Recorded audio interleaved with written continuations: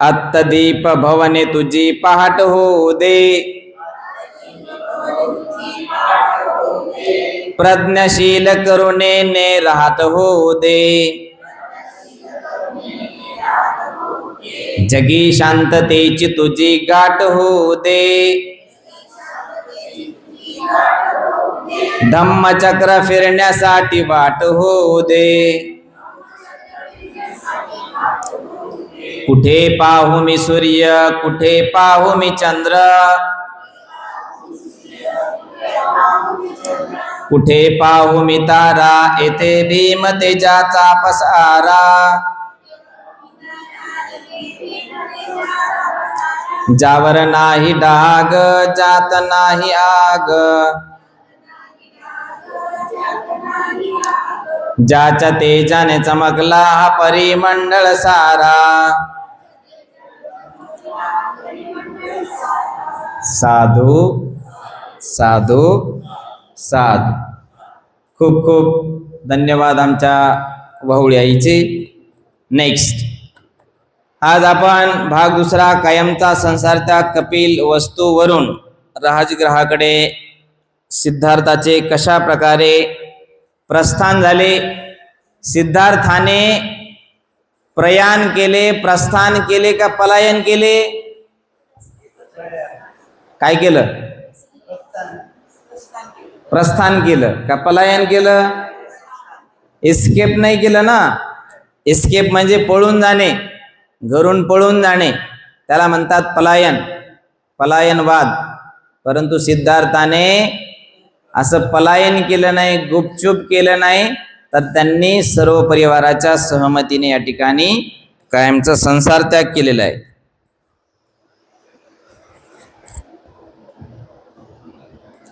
कपिल वस्तू सोडल्यावर मगध देशाची राजधानी राजगृह येथे जाण्याचा सिद्धार्थ गौतमाने विचार केला. राजा बिंबिसार हा तेथे राज्य करीत होता. मोठे मोठे तत्वज्ञ आणि विचारवंत यांनी राजगृह हे आपले मुख्य निवासस्थान बनविले होते. हा विचार मनात ठेवून गंगेच्या वेगवान प्रवाहाची तमान बाळगता तो तिचे पात्र ओलांडून पलीकडे गेला. बघा, सिद्धार्थ हा सध्या कपिल वस्तूला होता. त्याला असं वाटलं की आपण कुठं जायला पाहिजे, मगध देशाच्या राजधानीमध्ये जायला पाहिजे. कारण कशामुळे, कारण की मोठे मोठे तत्वज्ञ आणि विचारवंत कुठे राहत होते, राजगृहामध्ये राहत होते. बघा, जर तुम्हाला धर्मामध्ये धर्मपंडित व्हायचं असेल तर तुम्ही श्रीलंकामध्ये गेलं पाहिजे, जपानमध्ये गेलं पाहिजे, थायलंडमध्ये गेलं पाहिजे, ब्रह्मामध्ये गेलं पाहिजे. बरोबर आहे की नाही. आणि आपल्या भारतीय लेवलचा जर विचार केला पाहिजे तर तुम्ही काशीमध्ये गेलं पाहिजे. कारण की तिथे काशी म्हणजे वाराणसी म्हणजे सारनाथ, तिथे एक ती धर्मनगरी आहे. बुद्धाची पहिली प्रवचन केल्याची ती भूमी आहे. आणि मोठे मोठे प्रकांड पंडित पण जे बुद्धिझमला ॲक्सेप्ट करणारे आहेत किंवा हिंदुइझम मधले किंवा दुसरे देखील त्या ठिकाणाहून उत्पन्न झालेले आहेत किंवा त्यांचा उगम झालेला आहे. म्हणूनच सिद्धार्थाला असं वाटलं की आपण इकडे तिकडे जाण्यापेक्षा जी तत्वज्ञानाची नगरी आहे, मोठ्या मोठ्या लोकांची नगरी आहे. आणि विशेष म्हणजे बघा ना, त्या काळामध्ये सगळ्यात मोठं राज्य कोणतं होतं, कोणतं राज्य होतं, मगध राज्य होतं. मग मगध राज्य होतं तर मगध राज्याची राजधानी काय होती, राजगृह. मग साधारण सगळ्याला वाटेल ना की आपण अशा सर्वसाधारण गावामध्ये जाण्यापेक्षा मोठ्या कॅपिटलमध्ये जायला पाहिजे. मी तुम्हाला जर ऑप्शन दिले, तुम्हाला भविष्यामध्ये बुद्ध धम्माच्या अभ्यासासाठी कुठे जायला पाहिजे, दिल्ली, वॉशिंग्टन, अमेरिका, सॉरी म्हणजे औरंगाबाद. काय चूज कराल तुम्ही?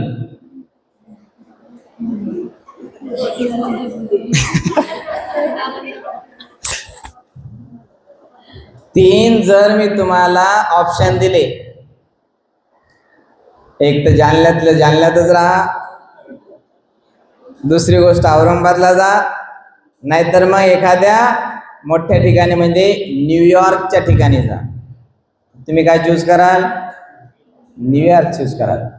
कारण की न्यूयॉर्क म्हणजे जगाचं फायनान्शियल कॅपिटल आहे. जसे आपली इंडियाची फायनान्शियल कॅपिटल काय आहे? मुंबई आहे. तशी जगाची फायनान्शियल कॅपिटल किंवा सर्वच गोष्टी न्यूयॉर्क आहे. सिद्धार्थाला देखील असं वाटलं आपण या त्या नगरीमध्ये जाण्यापेक्षा राजगृहामध्ये जावं, आणि मला देखील तसं वाटतं कधी कधी आपण देखील अशा चांगल्या ठिकाणी जावं. कोलंबो असेल श्रीलंकेची राजधानी, थायलंडची राजधानी काय आहे? बँकॉक आहे. ब्रह्मदेशाची राजधानी काय? रंगून आहे. तिथं जावं वाटतं आणि एक दिवस भविष्यामध्ये जाणारच. ठीक आहे, नेक्स्ट. वाटेत तो प्रथम साकी नावाच्या एका ब्राह्मण योगिनीच्या आश्रमात थांबला.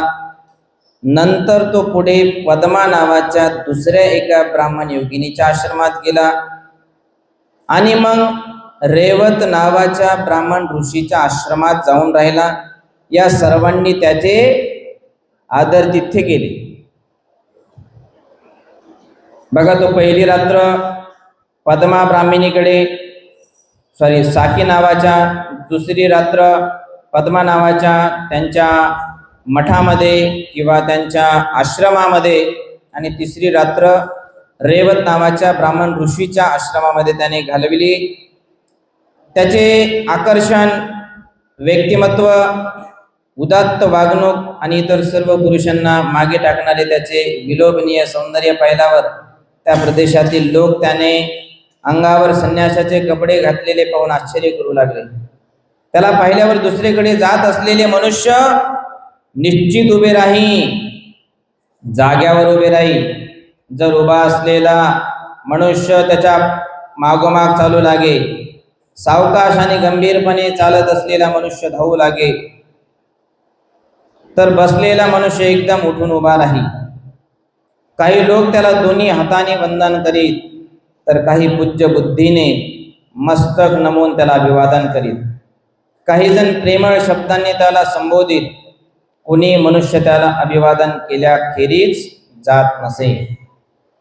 ज्यांनी रंगीबेरंगी कपडे घातले होते अशा लोकांना त्याला पाहून लाज वाटेल त्या विषयावर गप्पा मारणारे लोक देखील गप्प बसत असत. त्याला पाहिल्यावर कुणाच्या मनात वाईट विचार येत नसत. त्याच्या भुवया, त्याचा भाल प्रदेश, त्याचे मुख, त्याचे शरीर, हात पाय किंवा त्याची चालण्याची ढब यापैकी त्याच्या कोणत्याही भागाकडे एखाद्याची नजर जर गेली की त्या क्षणीच त्याची दृष्टी तिथे सिद्धार्थावर खिळून राही. दीर्घ आणि खडतर प्रवास केल्यावर 5 टेकड्यांनी भेटलेल्या पर्वत रांगांनी रक्षिलेल्या व सुशोभित केलेल्या आणि मंगल व पवित्र अशा स्थळांनी पुनीत झालेल्या राजगृह नगरीत येऊन एकदाचा गौतम पोहोचला. राजगृहास आल्यावर पांडव टेकडीच्या पायथ्याशी एक जागा त्याने निवडली व तेथे तात्पुरती वस्ती करण्यासाठी एक लहानशी पर्णकुटी त्याने तयार केली. राजगृहापासून कपिल वस्तू पाय वाटेने जवळजवळ 400 मैल अंतरावर आहे. हा सगळा प्रदीर्घ प्रवास गौतमाने पायी केला. जेव्हा सिद्धार्थ गौतम कपिल वस्तू येथून निघाला, कपिल वस्तू येथून निघाल्यानंतर तो काय कंटकावर आरूढ होता का? नाही. काही पायामध्ये चप्पल होती का? नाही. काही पायामध्ये बूट होता का? नाही. काहीच नाही. अनवाणी पायाने, शून्य पायाने, संन्याशी वेशा वस्त्रामध्ये चलत चलत चलत वाटेमध्ये कोणती नदी लागली? गंगा. कोणती नदी लागली? अनुमाती मागच्या वेळेस लागली होती, ज्या वेळेस सिद्धार्थ कंठक आणि छन्न सोबत सोबत जात असताना तेव्हा लागली होती ती, मागच्या चॅप्टर मध्ये. तर यावेळेस सिद्धार्थ यांना कोणती नदी लागली? गंगा. तर गंगा देखील वाहत वाहत पोहत पोहत सिद्धार्थाने ती पार केली. बघा किती मोठी रिस्क घेतली आहे की नाही. गंगेच्या एका तीरावरून भागीरथीच्या एका तीरावरून दुसऱ्या तीरावर जाणं काय सोपी गोष्ट आहे का? जर त्या काळामध्ये काही जर सिद्धार्थाला झालं असतं तर बुद्ध आपल्याला बुद्ध मिळाले नसते. बरोबर आहे. पण तरीही भगवान बुद्धाने म्हणजे सिद्धार्थ बोधिसत्वाने रिस्क घेण्याचं कारण काय? लोककल्याण, जनकल्याण. बघा तुम्ही चांगल्या वाटेने जा, तुम्हाला अनंत अडचणी येतील परंतु अनंत अनंत असे तुम्हाला मार्ग देखील दिसतील, हे देखील तेवढंच सत्य. सिद्धार्थाने कपिल वस्तू सोडली, गंगा नदी पार केली, प्रथमतः साकी, नंतर पद्मा, नंतर रेवत यांच्या आश्रमामध्ये राहिला, काहीतरी शिकला, ध्यान धारणा वगैरे करून त्याने पुढील प्रवास सुरूच ठेवला. आणि कपिल वस्तू शाक्यांच्या राज्यातून मगधाच्या राजधानी राजगृह मध्ये जाताना त्याला कितीतरी लोक भेटले. कोणी बघणारा असेल, पाहणारा असेल, एक टक लागून बघायचे. कोणी जर बसलेले असतील तर ते उठून उभा राहायचे. उठून उभा राहिलेले ते सिद्धार्थासोबत चालत राहायचे. काय व्यक्तिमत्व होतं. त्या व्यक्तिमत्वाची आज देखील कोणी बरोबरी करू शकत नाही. जे रिकाम्या टवाळ्या गप्पा मारीत बसायचे,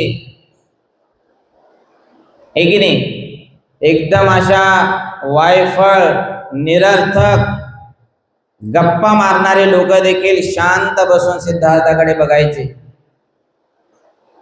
बघणारे उभे राहायचे, उभे राहणारे चालत चालत सिद्धार्थाला वाट लावण्यासाठी जायचे. एवढं दैदिप्यमान त्यांचं चरित्र आपल्याला पाहायला भेटतं. बघता बघता असं करता करता राजगिरी, राजगृह, राजगृहालाच राजगिरी देखील म्हणतात. काय म्हणतात? राजगृहालाच राजगिरी देखील म्हणतात. बरोबर आहे की नाही. जसं आपल्या जालन्याला अगोदर काय म्हणायचे? आपलं उपनाव काय होतं सर? असो, जाऊ द्या. औरंगाबादला काय म्हणायचे अगोदर? खडकी म्हणायचे. आता छत्रपती संभाजीनगर म्हणतात. अगोदर काय म्हणायचे? औरंगाबादच्या अगोदर काय म्हणायचे? खडकी म्हणायचे. बरोबर आहे की नाही.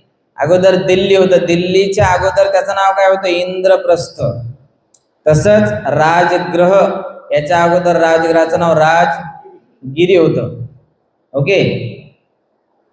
तर त्या राजगृह नगरीमध्ये सिद्धार्थ किती मैल अंतर चालत गेला? 400 मैल. किती मैल?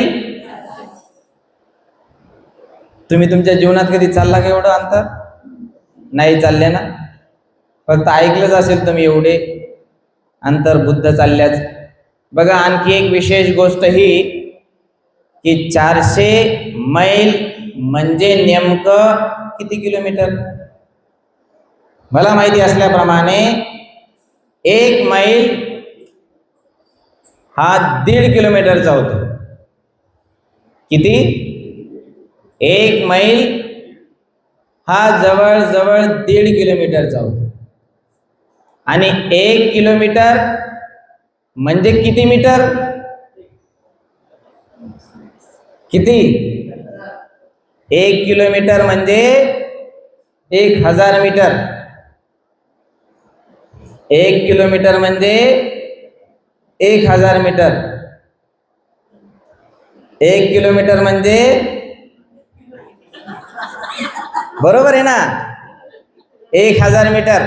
मला हे सांगायचंय 1 किलोमीटर म्हणजे 1000 मीटर, तर 1 मैल म्हणजे 1600 मीटर. समजा 1 किलोमीटर म्हणजे जर 1000 मीटर होत असेल तर 1 मैल म्हणजे 1 मीटर म्हणजे 1.5 किलोमीटर व्हायला पाहिजे ना. म्हणजे 1.5 किलोमीटर म्हणजे 1000 ते 500 म्हणजे 1500 व्हायला पाहिजे, परंतु 1600 मीटर. 1 मैल म्हणजे 1600 मीटर. मग आता तुम्ही असं गुणाकार करा. 400 गुणिले 1.6 करा, किती झालं? म्हणजे 400 मैल सिद्धार्थ चालत गेला, म्हणजे 640 किलोमीटर तो चालत गेला. म्हणजे मुंबई पण आपले जवळ आहे, 450. मला वाटतं हैदराबाद 700 किलोमीटर आहे. तर जवळ जवळ इथून आनंदनगर टू हैदराबाद चं अंतर 650-700 पर्यंत येते. इथून ते हैदराबाद पर्यंत समजा आपले सिद्धार्थ चालत गेले असं आपण गृहीत धरू. पण ही काय सोपी गोष्ट आहे? साधी गोष्ट आहे? फार अवघड गोष्ट आहे. आता आपल्या आष्टीचा देखील लॉंग मार्च झाला, ते देखील 450 किलोमीटर चालले. असो, आपल्याला काही कंपॅरिझन कॉम्पिटिशन वगैरे काही करायचे नाही. तर सिद्धार्थाने जवळजवळ 400 मैल म्हणजे 640 किलोमीटर. परीक्षेला विचारणार आहे बरं का. Point to be noted my lord, my उपासक अँड उपासिका, please note it down, note down it what I am saying and telling. जो भी मैं बता रहा हूँ, कह रहा हूँ, उसे आप नोट करते चलिए. तर अशा पद्धतीने आपला हा कपिल वस्तूकडून राजगृहाकडे सिद्धार्थाचा प्रवास सुरू आहे. आता आपण राजा बिंबिसार यांच्याशी काय चर्चा होते त्याच्याबद्दल देखील आपण बघणार आहोत. राजा बिंबिसाराचा उपदेश. दुसऱ्या दिवशी सिद्धार्थ उठला आणि भिक्षेकरिता शहरात जाण्यासाठी निघाला. फार मोठा जमाव त्यावेळी त्याच्या भोवती जमला. आता सिद्धार्थ भिक्षाचारिका करू लागला. भिक्षाचारिका म्हणजे भिक्षाटन. भिक्षाटन म्हणजे भिक्षापात्र हातात घेऊन लोकांच्या घरोघर जाऊन भिक्षाम देही, माय मला भिक्षा, बापू मला भिक्षा. पण सिद्धार्थ असं काही बोलत नव्हता. माय बापू मला भीक द्या, भिक्षा द्या. शांत तो भिक्षापात्र हातामध्ये घेऊन उपासक उपासिका जनांच्या घरी जाऊन फक्त तो उभा राहायचा. ज्यांना वाटलं भिक्षापात्रामध्ये द्यावं ते द्यायचे, ज्यांना वाटलं नका देऊ नाही द्यायचे. मग आता सिद्धार्थ कोणत्या राजधानीमध्ये तो भिक्षाटन करायला लागला? कुठं भिक्षाटन चालू आहे सिद्धार्थाचं? हे म्हणतात म्हणून तुम्ही नका म्हण, लक्षपूर्वक ऐका. त्यावेळी मगधाचा अधिपती श्रेणीय बिंबिसार राजाने राजवाड्याच्या बाहेर लोकांचा तो प्रचंड जनसमुदाय पाहिला आणि त्याने हे एवढे लोक जमण्याचे कारण काय याची विचारणा केली. तेव्हा एका राजसेवकाने त्याला पुढील प्रमाणे हकीकत सांगितली. ज्याच्याबद्दल ब्राह्मणाने असे भविष्य सांगितले, हा एकतर उच्चतम ज्ञान प्राप्त करून घेईल म्हणजेच बुद्ध होईल, किंवा या पृथ्वीचा तो चक्रवर्ती सम्राट होईल. तोच हा शाक्यांच्या राजांचा पुत्र शुद्धोधनाचा पुत्र आहे. त्यालाच पाहण्यासाठी लोक गर्दी करीत आहेत. कोणाला पाहण्यासाठी? सिद्धार्थाला पाहण्यासाठी. राजाला वाटायचे की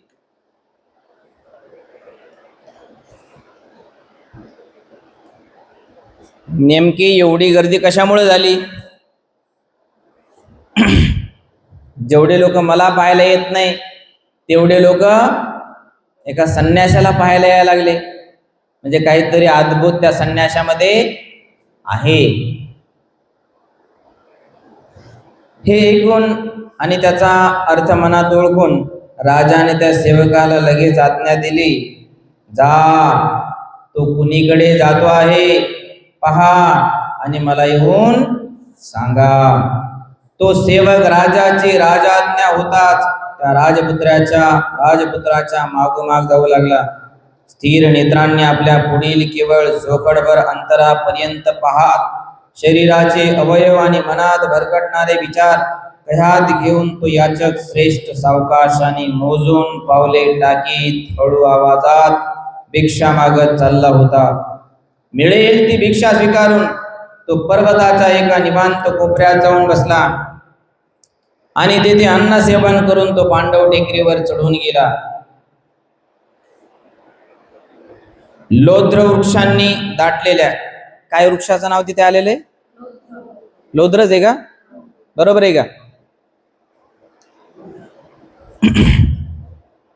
लोध्र वृक्षांनी दाटलेल्या आणि मयुरांच्या केकारवांनी निनांदलेल्या त्या अरण्यात रक्तरंगाची वस्त्रे धारण केलेला तो मानव जातीचा सूर्य पूर्व दिशेच्या पर्वतराजीवरील बाल सूर्यासारखा तळपू लागला. त्याप्रमाणे त्याला लक्षपूर्वक पाहिल्यावर त्या राजसेवकाने राजाला सर्व हकीकत सांगितली आणि राजाने जेव्हा ती ऐकली तेव्हा अति आदराने आणि मोजकाच लबाजमा घेऊन तो स्वतः तिकडे जाण्यास निघाला. पर्वताप्रमाणे दिप्पाड असा तो राजा टेकडी चढून गेला. त्या ठिकाणी आसनस्थानी जितेंद्रिय असा तेजस्वी गौतम त्याच्या दृष्टीस पडला.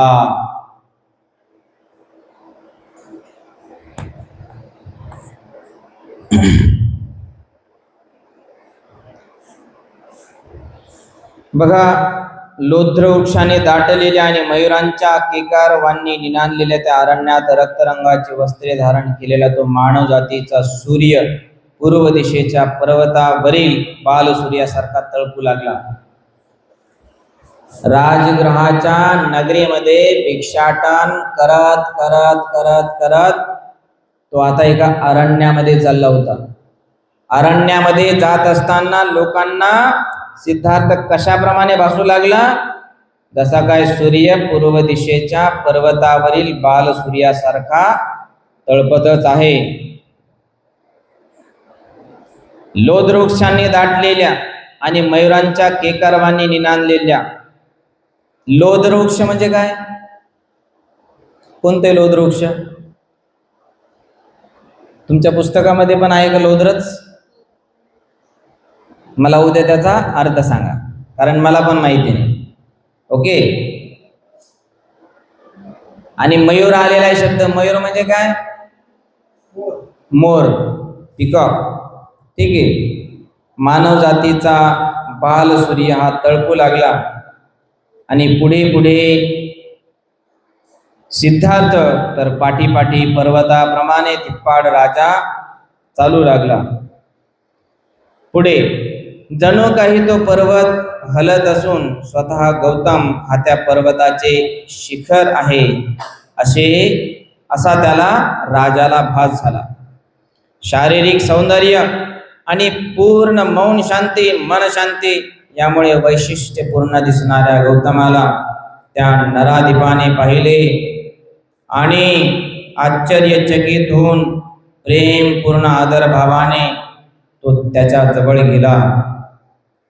बिंबिसाराने मोठ्या आदराने त्याच्याजवळ जाऊन त्याच्या शरीर स्वास्थ्याविषयी विचारपूस केली आणि गौतमाने तितक्याच ममत्वाने आपले मन स्वस्थ व शरीर सर्व व्याधींपासून मुक्त असल्याची खात्री दिली. सिद्धार्थ भिक्षाटन करत करत नगरातून अरण्याच्या दिशेनं निघाला.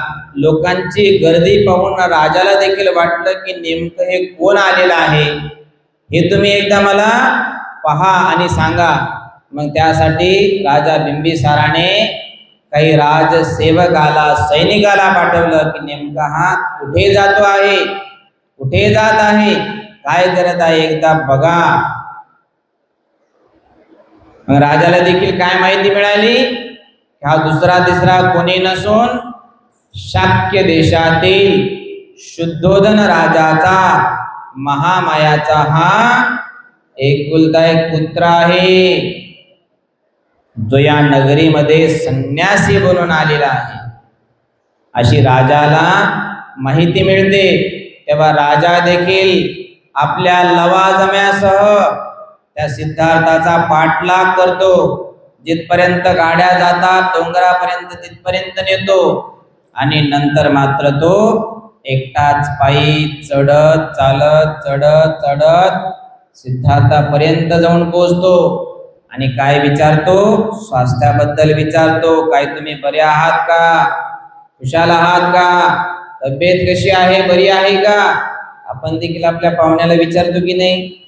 तसंच राजाने देखील आपल्या राज्यामध्ये नवीन कोणीतरी आल्याची वार्ता समजतात त्याने देखील सिद्धार्थाची अशी विचारपूस केली, खात्री केली. पुढे पॉइंट नंबर 13. त्यानंतर तो राजा खडकाच्या स्वच्छ पृष्ठभागावर बसला आणि आपल्या मन स्थितीची कल्पना देण्याच्या हेतूने म्हणाला, बाळा, तुझ्या कुटुंबाशी माझी मैत्री आहे. कशी मैत्री आहे? दृढ मैत्री आहे. ती वंश परंपरागत असून तिची दृढता चांगली सिद्ध झालेली आहे.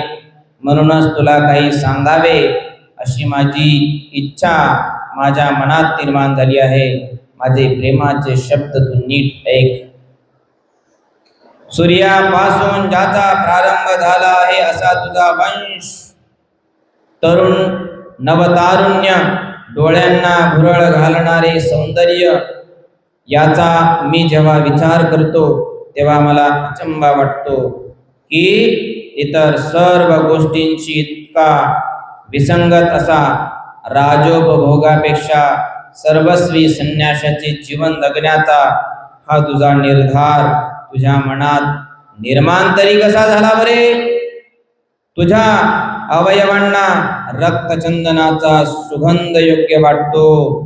रक्तवर्णाची ही जाडी भरडी वस्त्रे तुला शोभत नाहीत. या तुझ्या हाताने प्रजाजनांचे रक्षण व्हावे, दुसऱ्याने दिलेले अन्न धारण करणे तुझ्या हाताला तुला शोभत नाही. मत परिवर्तन करणारा सिद्धार्थाला हा बिंबिसार देखील भेटला. अगोदर कोणी कोणी मत परिवर्तन केलं? चन्नाने, माता महामायाने, शुद्धोधनाने, प्रजापतीने. महामाया नेहमी येऊ लागले की नाही? Correct me if I am wrong. Okay. महाप्रजापतीने देखील मन परिवर्तन करायचा प्रयत्न केला आणि आता उरला तो बिंबिसार. बिंबिसार देखील समजावून सांगू लागला, काय? एवढा तुझा रक्तचंदनासारखा वर्ण आहे. रक्तचंदन कसं असतं? पिवळं असतं ना? कसं असतं? लालसर असतं. पुष्प पाहिला का तुम्ही? त्याच्यामध्ये जे चंदन आहे लाल, तर तसा हा रंग असतो एखाद्या दिव्य पुरुषाचा. रक्तवर्ण, रक्त म्हणजे लाल, रक्तवर्ण म्हणजे लालसर, रेडिश. आणि अशा पद्धतीनं रक्तवर्ण सिद्धार्थाचा होता. तुझ्या या रक्तचंदना समान देहाला भिक्षा मागणे शोभत नाही. भिक्षापात्र तुझ्या हातामध्ये शोभत नाही. असं तू करू नकोस. या तुझ्या हाताने प्रजाजनाचं रक्षण कर, हे तुला शोभतं.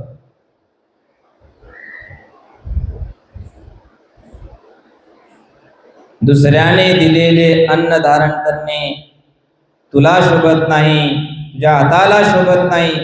म्हणून हे सौजन्यशील युवका, जर तुला तुझ्या वडिलांची राज्य नको असेल तर माझ्या अर्ध्या राज्याचा तू औदार्याने स्वीकार कर.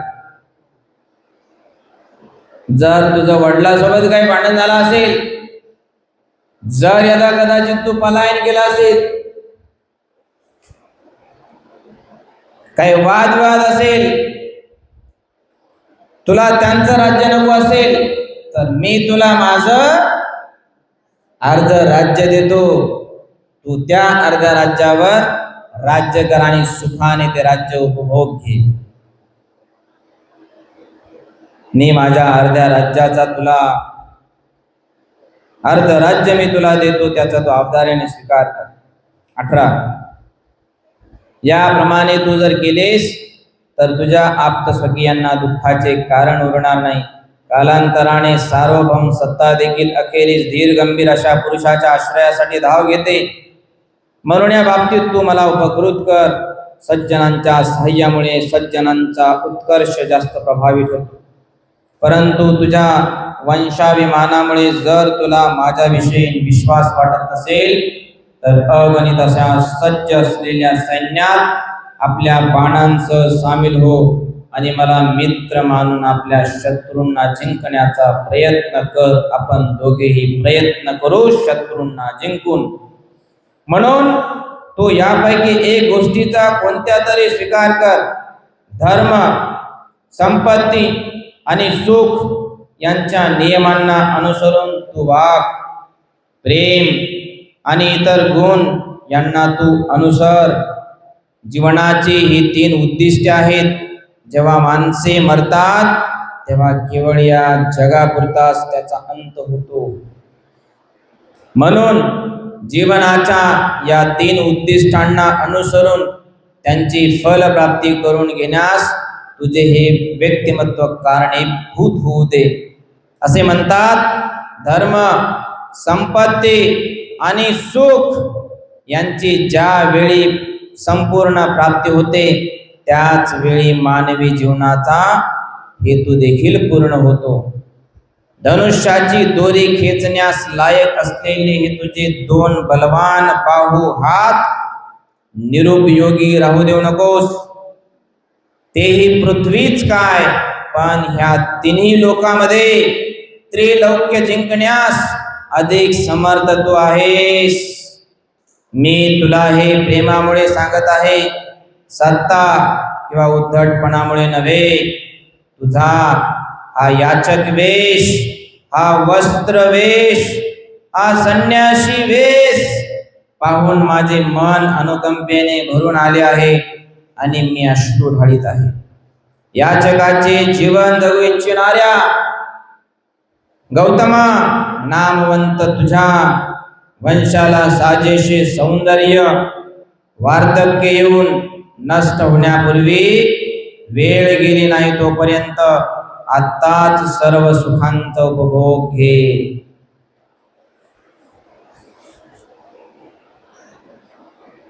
मन परिवर्तन, मत परिवर्तन करण्यासाठी या ठिकाणी राजा बिंबिसार देखील सिद्धार्थांना 3 उद्दिष्ट प्राप्त झाले पाहिजे, तेव्हा काहीतरी जीवन जगल्यासारखं वाटतं. तुम्ही भर जवानीमध्ये संन्यासी घेत आहात, संन्यासी होत आहात. तुमच्याकडे या 3 गोष्टीही नाहीत. ना धर्म आहे, ना संपत्ती आहे, ना सुख आहे. हे 3 उद्दिष्ट नाहीत, तरी तुम्ही संन्यासी झालात. अहो, संन्यासी लोक माणसं म्हातारपणात होतात.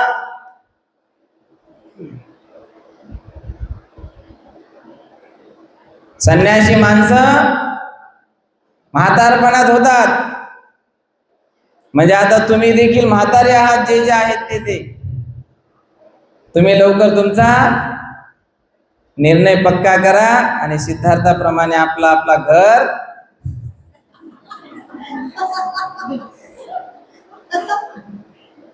करायचं तर करा, नाही तर है की नाही.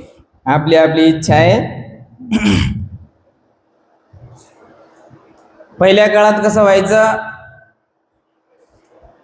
पहिल्या वर्षापासून ते 25 वर्षापर्यंत ब्रह्मचर्याचं पालन करायचे, ब्रह्मचर्याश्रम पालन करायचे.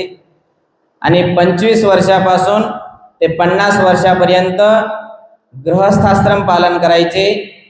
आणि 50 वर्षापासून ते 75 वर्षापर्यंत पुढील 25 म्हणजे संन्यासाश्रम धारण करायचे, 25 वर्ष संन्यासी व्हायचे. आणि 75 पासून 100 पर्यंत लोक वनामध्ये जायचे, म्हणजे वानप्रस्थाश्रम करायचे. 25, 50, 75, 100 ब्रह्मचर्याश्रम, गृहस्थाश्रम, संन्यासाश्रम आणि वानप्रस्थाश्रम. म्हणजे आता सिद्धार्थ कोणत्या स्टेज मध्ये आहे? कोणत्या स्टेज मध्ये? कोणत्या?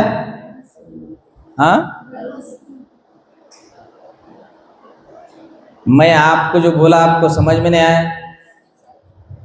1 से 25 लेकर ब्रह्मचर्य आश्रम और 25 के बाद में 25 से लेकर के 50 तक गृहस्थ आश्रम.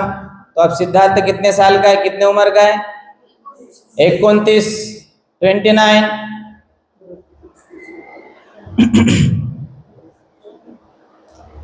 तर 29 म्हणजे तो आता गृहस्थाश्रमामध्ये आहे. पण गृहस्थाश्रमामध्ये नाही तो, तर तो आता गृहस्थाश्रम होण्याच्या ऐवजी तो डायरेक्ट संन्यासी झालेला आहे. म्हणजे हे 4 मुख्य आश्रम आहेत जगामध्ये, लोकांमध्ये, बरोबर आहे. परंतु कधी कधी 10व्या वर्षी, 11व्या वर्षी, 12-15 वर्षी देखील आपण संन्यासी होऊ शकतो. एखाद्याला गृहस्थ जीवनाचा त्याग करायचा असेल तर त्याग करू शकतो आणि डिरेक्टली संन्यासी देखील होऊ शकतो. म्हणून सिद्धार्थाने डायरेक्ट गृहस्थाश्रम तर थोडाफार झालाच होता, आहे की नाही. कपिलवस्तूमध्ये आपल्या सर्व कुटुंबियासोबत, स्वकीयांसोबत, आप्तेष्टांसोबत, नातेवाईकांसोबत, राहुलासोबत जे गृहस्थाश्रम त्याचा बऱ्यापैकी झालेला होता. परंतु त्याला असं वाटलं की किती दिवस आपण गृहस्थ राहणार, गृहस्थाश्रमात राहणार, आपण लवकर संन्यासी व्हायला पाहिजे. म्हणून त्याने ॲट द एज ऑफ 29 घर त्याग केला आणि घर त्याग करून तो संन्यासी झाला. म्हणजे तो संन्यास आश्रमामध्ये सामील झाला. नेक्स्ट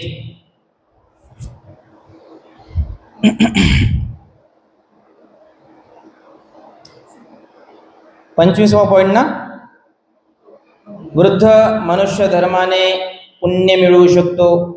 सुखोपभोगाच्या दृष्टीने वृद्धापकाळ असह्य असतो. थोडासा याचा आवाज वाढवा. म्हणून असे म्हणतात की सुखे हे तरुणासाठी असतात, संपत्ती मध्यम वयस्कर पुरुषासाठी असते आणि धर्म हा वृद्धासाठी असतो. बघा, जे 3 उद्दिष्ट राजा बिंबिसाराने 3 उद्दिष्ट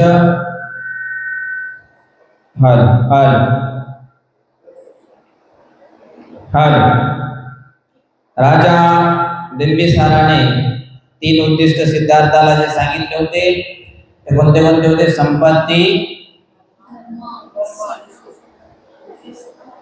पुढे काय?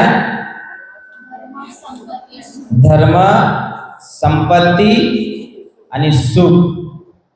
या 3 उद्दिष्टाला पूर्ण केल्यानंतर म्हातारपणामध्ये जेव्हा तुझी इच्छा होईल तेव्हा तू असं करायला पाहिजे. सुख कोणासाठी असतं?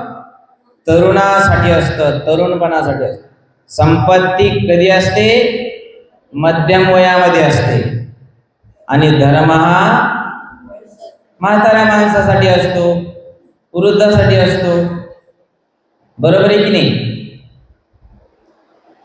आजच्या या जगात यौवन म्हणजेच तरुणपण हे धर्म व संपत्ती यांचा शत्रू आहे.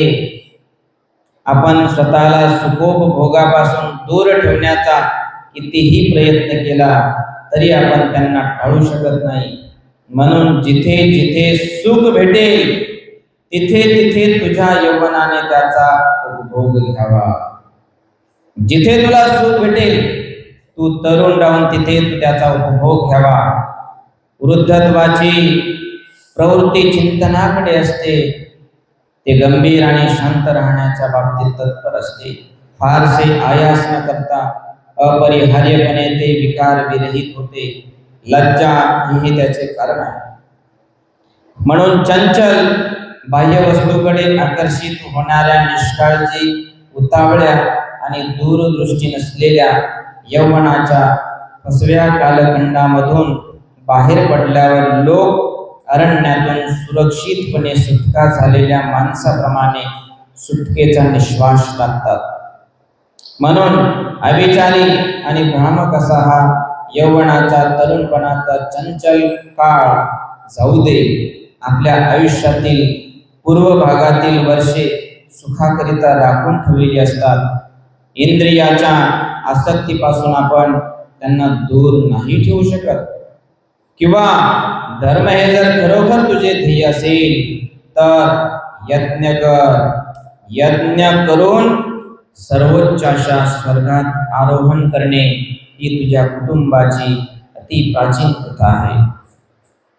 मोठ्या मोठ्या ऋषींनी जे ध्येय आत्मक्लेशाने गाठले त्याच ध्येयाची प्राप्ती सुवर्ण कंकणांनी ज्याचे हात भरलेले असत आणि त्यांचे चित्र विचित्र मुकुट रत्नांच्या प्रकाशामुळे चकाकत असत, अशा राजर्षींनी यज्ञाच्या मार्गाने करून घेतली पाहिजे.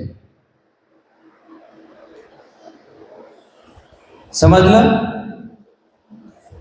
याच्यामध्ये काही शब्द थोडेसे चुकीचे वाटतात, त्याच्यामुळे मला कधी कधी वाचनामध्ये अडथळा येतो. ओके. सिद्धार्थाला समजून सांगण्यामध्ये बिंबिसार आता सांगू लागला जे काही शक्य असेल त्याच्या ज्ञानाप्रमाणे. आता कितीही केलं तर बिंबिसार हा राजा होता. मग राजा असल्यानंतर सिद्धार्थ देखील ऐकत होता काय राजे सांगतात, परंतु सिद्धार्थावर त्याचा काही एक परिणाम झाला नाही. याचा आपल्याला पुढील उत्तरामध्ये पाहायला मिळेल. काय म्हणतो राजा, अहो तुम्ही नंतर दीक्षा घ्या.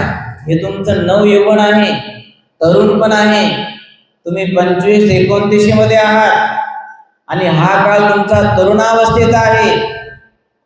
आणि जर तुमच्या घरी काही वादविवाद असतील, वडिलांचा वाद असेल, तर मी तुम्हाला माझं स्वतःचा अर्ध राज्य द्यायला तयार आहे. तुम्ही माझ्या राज्याचा उपभोग घ्या. इतक्या लवकर काय घाई आहे? अहो तरुणपण हे सुखासाठी असतं, मध्यमासाठी संपत्ती असते आणि म्हातारपणामध्ये वार्धक्याला लागल्यानंतर काय महत्वाचं असतं? धर्म आणि कर्म महत्वाचं असतं. तुम्ही इतक्या लवकर या सगळ्या गोष्टीचा त्याग करता आहात. अहो 4 वेळेस विचार करा. जे माझ्या या राज्यामध्ये जंगलामध्ये ऋषी गेले, अहो त्यांना घरची दारची आठवण आली तर परत घरी गेले ते. तर तुम्ही देखील असं करू नका. मी सांगतो ते ऐका. तुम्ही जंगलामध्ये जाशाल आणि तिकडे तुम्हाला हिंस्र पशूंची भीती वाटेल, मग तुम्ही परत येशाल. त्याच्यापेक्षा अगोदरच तुम्हाला सांगतो असं काही करू नका. पुढचं पाऊल घेण्याच्या अगोदर 4 वेळेस नाही, 10 वेळेस नाही, किती वेळेस विचार करा? 100 वेळेस विचार करा. कारण की तुमचं हे नव यौवन आहे, तरुणपण आहे. असं करू नका अशी मी तुम्हाला विनंती करतो आहे, सांगतो आहे. माझं ऐका. कोण सांगतो आहे? राजाचा सैनिक सांगतोय का? राजाचा कोषाध्यक्ष सांगतोय का? राजाचा अध्यक्ष सचिव सांगतो का? राजाचं अष्टप्रधान मंडळ सांगते का? कोण सांगते? स्वतः राजा सांगायला लागला सिद्धार्थाला. किती मोठी गोष्ट आहे, किती मोठा त्याग आहे. राजाला असं देखील म्हणता आलं असतं, छोड दो, आप जाओ, आप देख लो, संभाल लो, क्या है कौन सा सन्यासी देख लो, सुनता हो तो अच्छी बात है, नहीं सुनता हो तो जाने दो. पण राजाने तसं नाही केलं, स्वतः गेला, समजावायचा प्रयत्न केला. आता नेमकं गौतम सिद्धार्थ राजाला काय उत्तर देतात हे आपण बघूया. 3 गौतमाचे राजा बिंबिसारास उत्तर पूर्वार्ध. आता हा पूर्वार्ध आणि दुसरं एक चॅप्टर आहे चौथं म्हणजे उत्तरार्ध. म्हणजे 2 भागामध्ये सिद्धार्थाने राजाला उत्तर दिलेले. किती मोठं उत्तर दिलेले? 2 भागामध्ये, एका भागामध्ये नाही.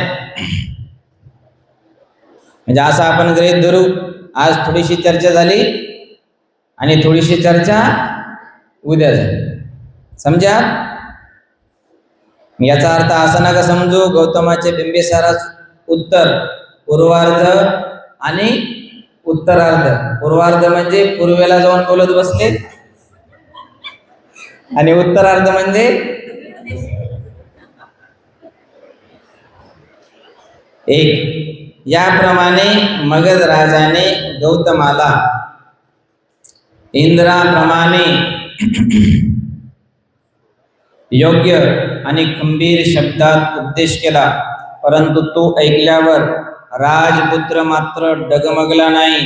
तो पर्वताप्रमाणे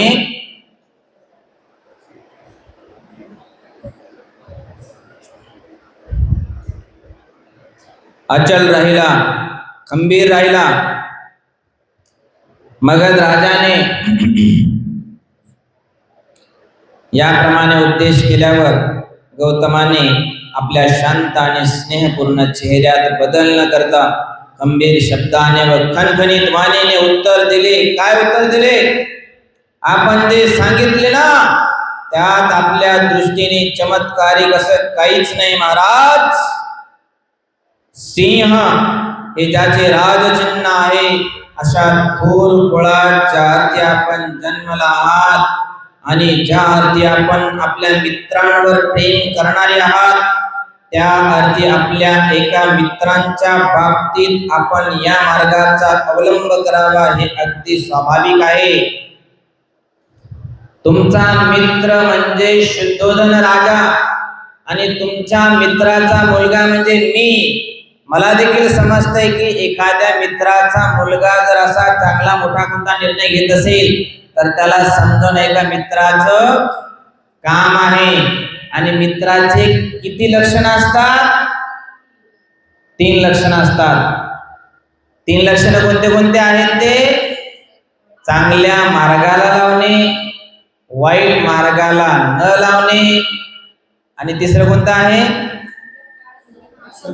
आणि संकट काळामध्ये धावून जाणे. मग या ठिकाणी बिंबिसारामध्ये कोणतं लक्षण दिसतं? 3 लक्षण दिसतात ना हो. चांगलं पण सांगू लागले, तुमच्याकडून तुम्हाला असं वाटतं की वाईट झालं म्हणून त्यांना वाईटामधून काढायला लागले, आणि संकट काळी त्यांना धावून आले. बरोबर आहे. म्हणजे 3 लक्षण आपल्याला कोणामध्ये दिसतात? बिंबिसारामध्ये दिसतात. दृष्ट मनाच्या माणसाच्या बाबतीत त्याच्या कुळाला योग्य असा स्नेहभाव खंडित होतो आणि विलयास जातो. फक्त चांगली माणसे स्नेहशील कृत्यांची नवी परंपरा निर्माण करून पूर्वजांपासून चालत आलेल्या मैत्रीची वाढ करतात.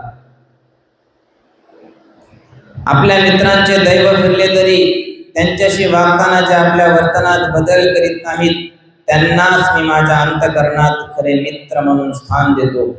भाग्यशाली पुरुषाला वैभव काळ प्राप्त झाला असता त्याच्याशी कोण मैत्री करीत नाही? क्या बात आहे. एकदा का तुम्ही श्रीमंत झाले की तुमच्यासोबत कोण मैत्री करणार नाही? सगळेच करणार. पैशाला सगळे मित्रच असतात. बरोबर आहे की नाही? ज्यांच्याकडे पैसा आहे त्यांचे मित्र देखील असतात, आणि ज्यांच्याकडे पैसा नाही त्यांचे काही मित्र कमी असतात. असतातच ना, परंतु पैसेवाल्याचे जास्त मित्र असतात.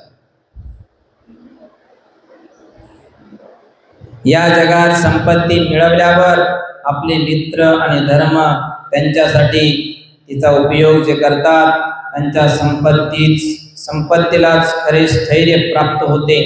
आणि शेवटी जेव्हा ती नष्ट होते ना, तेव्हा ते दुःख निर्माण करीत नाही. महाराज, माझ्या विषयीच्या आपल्या सूचनेला शुद्ध औदार्य आणि मित्रत्व यांचीच प्रेरणा आहे. मी आपल्याला नम्रतेने आणि शुद्ध मित्र भावाने भेटेन. मी माझ्या उत्तरात दुसऱ्या कशाचाही उच्चार करणार नाही. मला या एक वस्तूंची जितकी भीती वाटते, तितकी सर्पाची, आकाशातून होणाऱ्या वज्राघाताची किंवा वाऱ्याने भडकणाऱ्या ज्वालांचीही वाटत नाही. काय म्हणता सिद्धार्थ?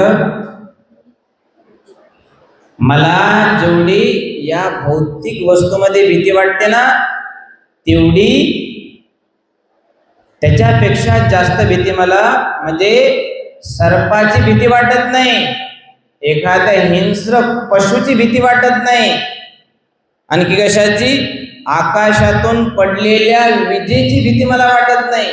तेवढी भीती मला या भौतिक संसाराची वाटते. या भौतिक संसारामध्ये दुःख आहे, म्हणून मला दुःखाची भीती वाटते आणि मला सुखाचा मार्ग शोधायचा आहे. म्हणून मला या ऐहिक वस्तूची, भौतिक वस्तूची, फिजिकल या वर्ल्डची मला भीती वाटते. आपल्या आनंदाची आणि आपल्या संपत्तीची लुटमार करणारी ही क्षणभंगूर सुखे जगभर भ्रामक कल्पनांपासून निरर्थक तरंगत असतात. त्यांची नुसती आशा केली तरी माणसांची मने ती मोहून टाकतात आणि त्यांच्या अंतःकरणात त्यांनी जर घर केले तर ते त्यांना अधिकच मोहून टाकतात. सुखाला बळी पडलेल्यांना देवाच्या स्वर्गात देखील आनंद मिळत नाही आणि मानवाच्या जगात तर आनंद मुळीच मिळत नाही. वाऱ्याचा मित्र असलेला अग्नी ज्याप्रमाणे कधीही इंधन मिळाले तरी संतुष्ट होत नाही, त्याचप्रमाणे तो तृष्णार्त आहे. त्याला कितीही सुखे मिळाली तरी तो मात्र तृप्त होत नाही. या जगात सुखासारखी दुसरी आपत्ती नाही. लोक भ्रमामुळे सुखासक्त होतात. सत्य म्हणजे काय हे समजले आणि असत्याची भीती वाटू लागली तर कोणता शहाणा मनुष्य स्वतःहून असत्याची इच्छा धरी. समुद्राने वेढलेली पृथ्वी ताब्यात घेतल्यावर राजे लोकांना त्या महासागराची दुसरी बाजूही जिंकण्याची इच्छा होते. सागराच्या मिळणाऱ्या पाण्याने तो कधी तृप्त होत नाही. तद्वतच कितीही सुखे मिळाली तरी मानवजात तृप्त होत नाही. जीवनामध्ये कितीही सुख आलं, जीवनामध्ये कितीही संपत्ती मिळाली, पण मात्र ते एक दिवस नष्ट होणारी, संपणारी. बरोबर आहे की नाही? एक दिवस संपत्ती आहे, उद्या नाही. आज आहे, उद्या नाही. आज होत, उद्या नाही. यालाच काय म्हणतात? होत्याचं नव्हतं होणे. आज तुमच्याकडे सगळं असतं, मात्र उद्या काही राहत नाही. हा जगाचा नियम आहे, हा संसाराचा नियम आहे, न बदलणारा नियम आहे.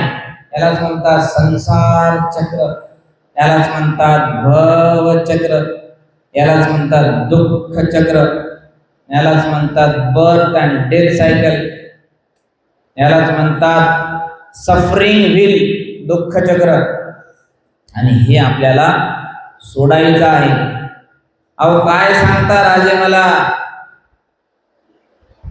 जेवढं जळणाऱ्या वस्तूला डिझेल पेट्रोल मिळालं तर तेवढी ती वस्तू जळत राहते.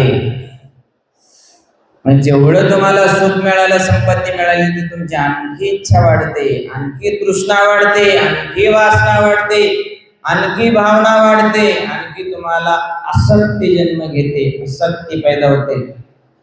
मला हेच तर खंडित करायचं.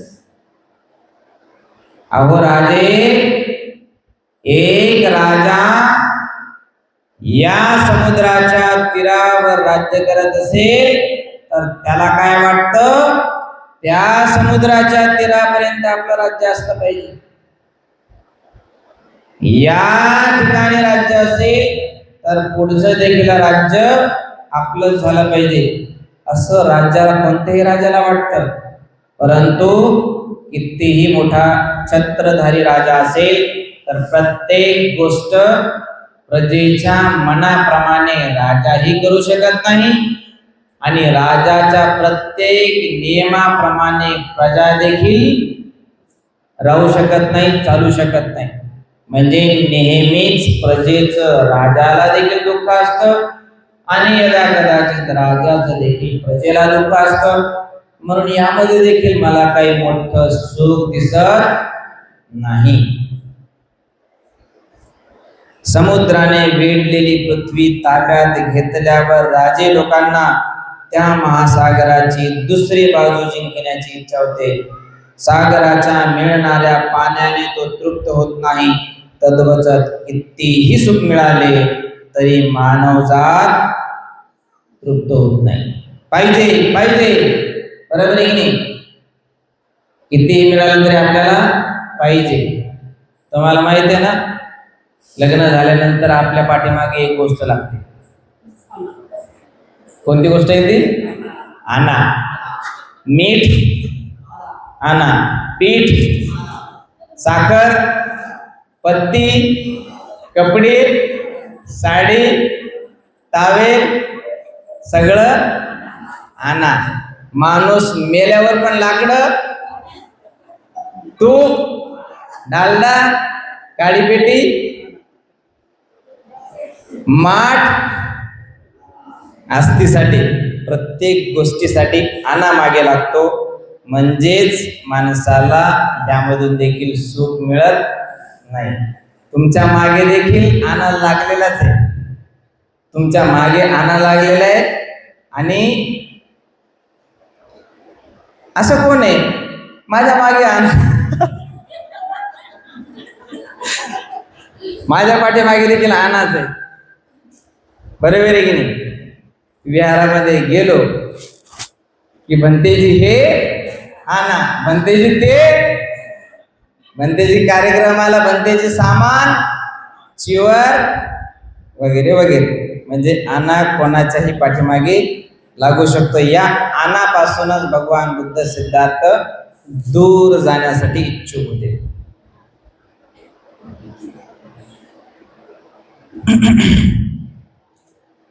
मधंत्राला आकाशातून सुवर्णमय पर्जन्यवृष्टी लाभली. त्याने सर्व खंड जिंकले व शक्राचे देखील अर्धे राज्य पादांक्रात केले. तरीही त्यांची ऐहिक पदार्थाविषयी आसक्ती कमी झाली नव्हती. इंद्र जेव्हा वृत्राच्या भयाने लपून बसला होता तेव्हा जरी स्वर्गातील देवांच्या राज्याचा नहुशाने उपभोग घेतला आणि आपल्या गर्विष्ठपणामुळे जरी त्याने आपली शिबिका मोठमोठ्या ऋषींना पहावयास लावली तरीही तो संतुष्ट झाला नव्हता. इतर उद्दिष्टे साध्य करण्यासाठी ज्यांनी आपले जीवन अर्पण केले, चिंध्या हेच ज्यांचे कपडे होते, कंदमुळे, फळे आणि पाणी हेच ज्यांचे अन्न होते आणि सर्पाप्रमाणे लांब आणि पिळलेल्या जटा ज्यांनी धारण केल्या होत्या, अशा ऋषी मुनींना देखील ज्याने जिंकले, त्या या सुख नामक शत्रूसाठी कोण प्रयत्न करेल? सुखासाठी जी धडपड आहे आणि ऐहिक सध्याच्या जे पाठीस लागले आहेत त्यांच्या दुःखाविषयी आत्मसंयमी लोक जेव्हा ऐकतात तेव्हा सुखाचा त्याग करणेच योग्य वाटते. सुख प्राप्तीतील यश म्हणजे सुखी माणसांवरील विपत्ती समजली पाहिजे, कारण त्याने इच्छिलेली सुखे त्याला मिळाली म्हणजे तो उन्मत्त होतो, माजतो. उन्मत्तपणामुळे जे करू नये ते तो करतो व जे करावे ते तो करीत नाही, आणि अशा रीतीने तो दुःखावला गेला म्हणजे त्याला त्याचा शेवट हा अधपाताळ होतो, अधोगतीला तो मनुष्य जातो. कष्ट करून मिळवून ठेवलेली तुम्हाला फिरवून जिथून आली तिथे परत जाणारी व काही काळापुरती उसने घेतलेली ही सुखे, या सुखात कोणता आत्मसंयमी मनुष्य जो जर शहाणा असेल तर रममान होईल. सिद्धार्थ त्यांना प्रश्न विचारतो, जर या संसारामध्ये एवढंच सुख आहे, एवढंच संपत्तीमध्ये सुख आहे, तर इंद्र असेल, शक्र असेल, त्यांच्या काळात देखील त्यांच्याकडे जमिनी देखील भरपूर होत्या, त्यांच्याकडे संबंध म्हणजे ऋषी मुनी त्यांच्याकडे देखील होते, परंतु सर्वांना मात्र त्याच्यामध्ये सुख मिळालं नाही. ते देखील हे सुख सोडून त्याग करून संन्यस्त धर्माचं त्यांनी पालन केलं. मी देखील या सुखामध्ये पडावं असं तुम्हाला वाटतं का? बघा, असं म्हणतात की शक्र, इंद्र हे जे शब्द आले आहेत ते एक व्याख्या आहे, बरोबर आहे, डेफिनेशन आहे. एखाद्या माणसाला चांगलं समजून सांगायचं असेल तर त्याला आपण चांगली उपमा देतो, बरोबर आहे की नाही? एखादा माणूस मयाळू असेल, दयाळू असेल, कनवाळू असेल तर त्याला आपण काय म्हणतो? काय थोर माणूस आहे भाऊ, काय देव माणूस आहे भाऊ, आहे की नाही? मग तसंच आपण या ठिकाणी ज्या संज्ञा देवांच्या ऐकत आहोत तर त्या देखील त्यांच्या कर्माप्रमाणे त्यांना मिळाल्या आहेत, असंच आपण समजा. सिद्धार्थ काय विचारतो की ज्यांचा शोध करून ती प्राप्त करीत असताना तुमच्या वासना भडकतात, अशा गवताच्या चुडीप्रमाणे असलेल्या सुखात कोणत्या आत्मसंयमी माणसाला समाधान लाभेल? तुमच्या मनामध्ये तृष्णा, वासना, कामना उत्पन्न होतात आणि त्या एक ना एक दिवस संपणार आहेत, गवताच्या काडीप्रमाणे जळून जाणार आहेत, आणि त्याच्यामध्ये तुम्ही काय सुख पाहत आहात? सुख हे क्षणभंगूर आहे. म्हणून तुम्ही मला जे सांगत आहात ते मला मान्य नाही. या कचऱ्याप्रमाणे भगवान बुद्धाने आपल्या राजगृहाचा म्हणजे आपल्या राजनगरीचा, कपिल नगरीचा जस्ट अशा पद्धतीनं त्याग केला, ज्याप्रमाणे आपण आपल्या तोंडातील थुंका थुंकून देतो, त्याग करतो. त्याप्रमाणे सिद्धार्थाने आपल्या राजनगरीचा, राजपाटाचा, सर्व जायजा संपत्तीचा त्याग केला. किती मोठी गोष्ट आहे, आणि तुम्ही मला अशा गोष्टीमध्ये अडकवत आहात, हे तुम्हाला अशोभनीय आहे. आणि या कचऱ्या समान गवताच्या यामध्ये मला तुम्ही अडकवत आहात, हे चुकीचं आहे. असं कोणताही आत्मसंयमी माणूस करू शकत नाही. यामध्ये आत्मसंयमी माणसाला समाधान देखील लागू शकत नाही. पुढे काय म्हणतात सिद्धार्थ? जी सुखे दूर भिरकावून दिलेल्या मांसाच्या तुकड्याप्रमाणे आहेत, आणि जी राजे लोकांकडून उपभोगली गेल्यामुळे विपत्ती निर्माण करतात, अशा सुखात कोणत्या आत्मसंयमी माणसाला समाधान लाभेल? माझ्यासाठी राज्य वगैरे वगैरे काहीच नाही. ज्याप्रमाणे मांसाचा तुकडा आपण भिरकावून द्यावा, त्याच पद्धतीने मी या संपत्ती विपत्ती गोष्टीचा त्याग केलेला आहे. मला त्याच्याशी काही घेणं देणं नाही किंवा गंधही नाही.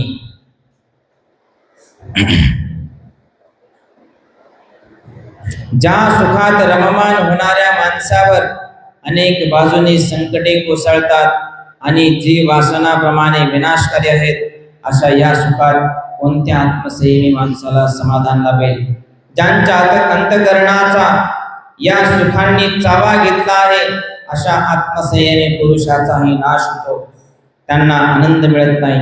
संतापलेल्या क्रूर सर्पाप्रमाणे असलेल्या या सुखामध्ये कोणत्या आत्मसंयमी माणसाला समाधान लाभेल? सांगा बरं. हाड चगळीत उपाशी मरणाऱ्या कुत्र्याप्रमाणे जरी त्या सुखांचा उपभोग माणसांनी घेतला तरी त्याचे समाधान होत नाही. मेलेल्या हाडांच्या सापळ्याप्रमाणे असलेल्या या सुखामध्ये कोणत्या आत्मसंयमी माणसाला समाधान मिळेल? काय उदाहरण देतात सिद्धार्थ? ज्याप्रमाणे एखादा कुत्रा हाडाला चगळत बसतो आणि हाडाला चगळत चगळत तो त्याच्या तोंडामध्ये स्वतःच्या जिभेचं रक्त येतं. त्याला वाटतं आपल्याला या हाडातूनच सुख भेटत आहे, या हाडामध्येच आपल्याला आनंद भेटत आहे, परंतु त्यामध्ये आनंद आहे का? नाही. स्वतःच्या तोंडाचं रक्त आहे म्हणजे हे काय सुख आहे का? मग काय? दुःख आहे. एखादा कुत्रा हाड चगळत असेल तर त्या हाडामधून त्याला काहीच मिळत नाही, परंतु स्वतःचं रक्तच तो चगळत राहतो, यातच त्याला सुख मिळतं. परंतु हे काही सुख नाही, तर ते माझ्यासाठी दुःख आहे आणि माझ्यासाठी काही याचा समाधानामध्ये लाभ होणार नाही, त्याचा त्याग केलेला आहे. एक बार जो छोड़ दिया, एक बार जो मैं कमिटमेंट करता हूं,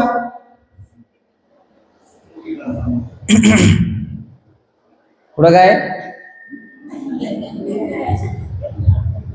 काय पुढं? अशा सुखाच्या आसक्तीमुळे ज्यांची बुद्धी आंधळी झाली आहे, जो कपाळ करंटा सुखोपभोगाच्या आशेत दरिद्री गुलाम आहे, त्याने या जीवसृष्टीत मृत्यूचे दुःख भोगावे हेच योग्य. गाण्यावर लुब्ध होऊन हरिणी स्वतःचा नाश ओढून घेतात, तेजावर भाळून पतंग अग्नी झेप घेतात. बघा, हरणी देखील गाण्याच्या तालावरती जवळ येतात आणि परिणामी शिकाऱ्याच्या जाळ्यामध्ये अडकतात. तेजावर भाळून पतंग अग्नीमध्ये झेप घेतात. जसं की मेणबत्ती लावल्यानंतर काही किडे मकुडे त्या मेणबत्तीवर झेप घेतात. त्यांना वाटतं अरे इथं प्रकाश आहे म्हणजे इथे सुख आहे, परंतु त्यांना सुख मिळत नाही, त्यांना मिळतात चटके. आणि त्यांना वाटतं अरे इथं आपण उगच आलो. अशा पद्धतीने काय म्हणतात सिद्धार्थ? तेजावर भाळून पतंग अग्नीमध्ये झेप घेतात. आमिषाला भुलून मासा लोखंडाचा गळ गिळतो, म्हणून ऐहिक सुखे अंती मात्र दुःखच निर्माण करतात. मासा देखील गळाला लागतो. माशाला काय वाटतं? गळ म्हणजे आपलं अन्नच आहे, भक्ष्यच आहे, परंतु माशाला काय माहित की आपलं हे मरण आहे. आणि त्याला कधी समजतं? जेव्हा आपण एखाद्या डालीत पडतो, छाटछूट होते. तुम्ही करत असाल ना, तुम्ही अनुभवी असाल ना. तुम्हाला धुवायचं, साळायचं, त्याला हळद मीठ लावून कट करून तेल उकळायचं, सोडायचं, फ्राय करायचं वगैरे वगैरे. परंतु तुम्हाला जरी आता मजा वाटत असेल, परंतु नंतर त्याची सजाच मिळते. आता जरी तुम्हाला त्याच्यात सुख वाटत असेल, सुख मिळत असेल, पण नंतर तुम्हाला वाटतं त्याच्यामध्ये दुःखच मिळतं. असं सिद्धार्थाला यातून सांगायचंय.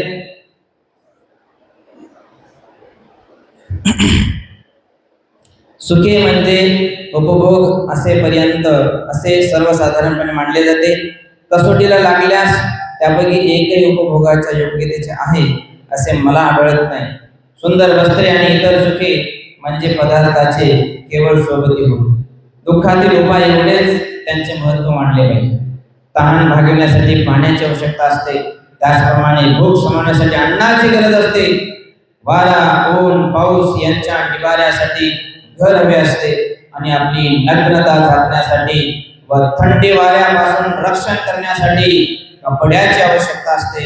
त्याचप्रमाणे झोपेची गुंगी घालवण्यासाठी बिछाना असतो, प्रवासाचा थकवा घालवण्यासाठी वाहन असते, उभे राहण्याचा त्रास कमी करण्यासाठी आसन असते, शरीराची शुद्धी, आरोग्य आणि शक्ती यांच्यासाठी आंघोळ साधन स्नान असते.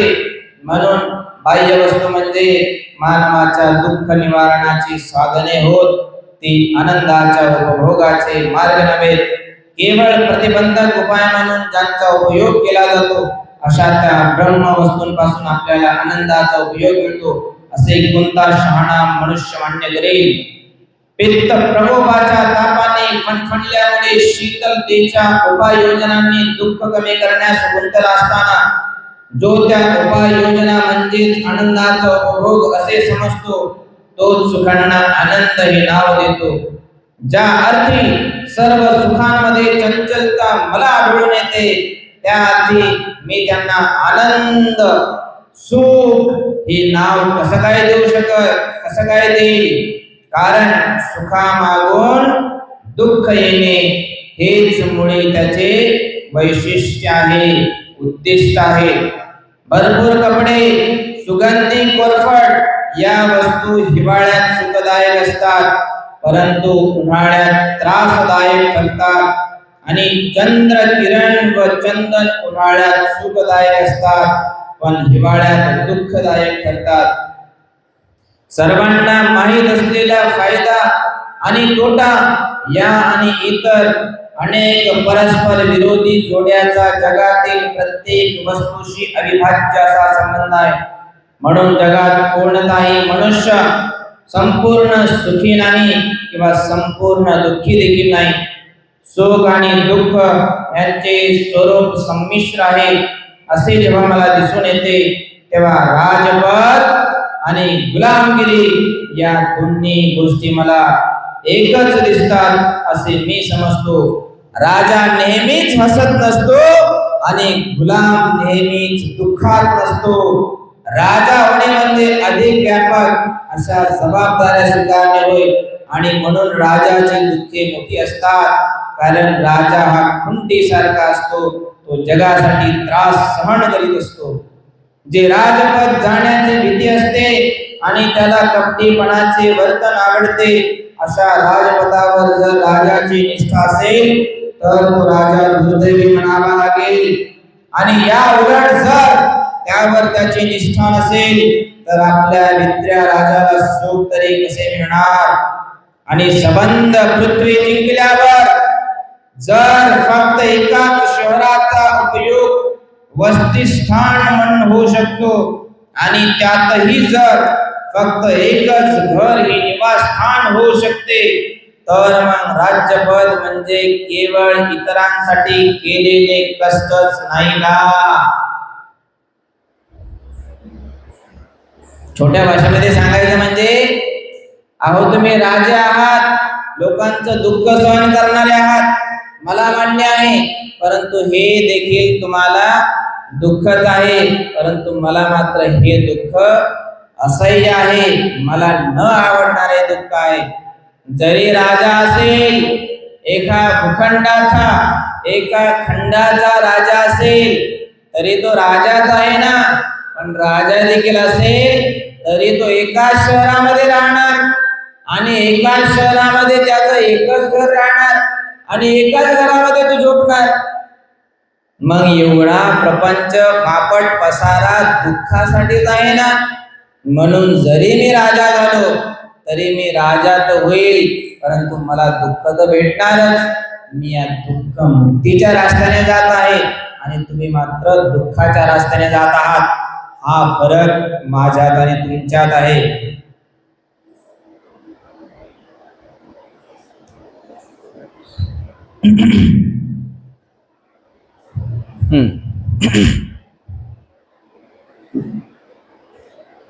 आणि समाधान लाभावे म्हणून जर या सर्व फलांची अपेक्षा असेल तर राज्याशिवाय मी संतुष्ट राहू शकेन. आणि जर माणसाला या जगात एकदा समाधान लाभले तर मग बाकी सगळ्या गोष्टी अनावश्यक नाहीत काय. म्हणून समाधानाचा मंगल मार्ग ज्याला सापडला तो सुखाच्या बाबतीत कधी फसणार नाही. आपण व्यक्त केलेली मैत्री लक्षात घेऊन मी विचारतो, सुखांना काही किंमत आहे काय? मी गृहत्याग केला, घर सोडलं, ते रागाने नव्हे, द्वेषाने नव्हे, किंवा एखाद्या शत्रूच्या बाणाने माझा मुकुट धुळीस मिळवला म्हणून नव्हे, किंवा अधिक उच्च असे हेतू साध्य करून घेण्याची माझी आकांक्षा आहे म्हणून मी आपली सूचना नाकारतो असे नव्हे. मी घर त्याग केला, कशामुळे केला? कशासाठी? दुःखाचा शोध घेण्यासाठी. माझ्या शत्रूने माझ्या डोक्यावर असलेला राजमुकुट हाणून पाडला, मी हरलो आणि म्हणून मी संन्यासी झालो असं समजू नका. असं नाही महाराज, तसं करू नका, तसं विचारही करू नका. मी गृहत्याग केला तो रागाने नव्हे, द्वेषाने नव्हे, किंवा शत्रूने मला मारले, धुळीस मिळवले म्हणून देखील नव्हे. मी तुमच्या सूचना या नाकारतो असेही समजू नका. अत्यंत विषारी आणि क्रोधाविष्ट सर्पाला एकदा सोडून दिल्यावर जो पुन्हा पकडण्याचा प्रयत्न करील, किंवा एकदा पेटविलेल्या गवताची चूड ती पुन्हा धरण्याचा जो प्रयत्न करील, असाच मनुष्य सुखाचा त्याग एकदा केल्यावर पुन्हा त्याच्या पाठीमागे लागेल. डोळस असून जो आंधळ्याचा हेवा करील, स्वतंत्र असून बंधनात असलेल्याचा हेवा करील, श्रीमंत असून कंगाल माणसाचा हेवा करील, शहाणा मनुष्य वेड्याचा हेवा करील, तोच मी म्हणतो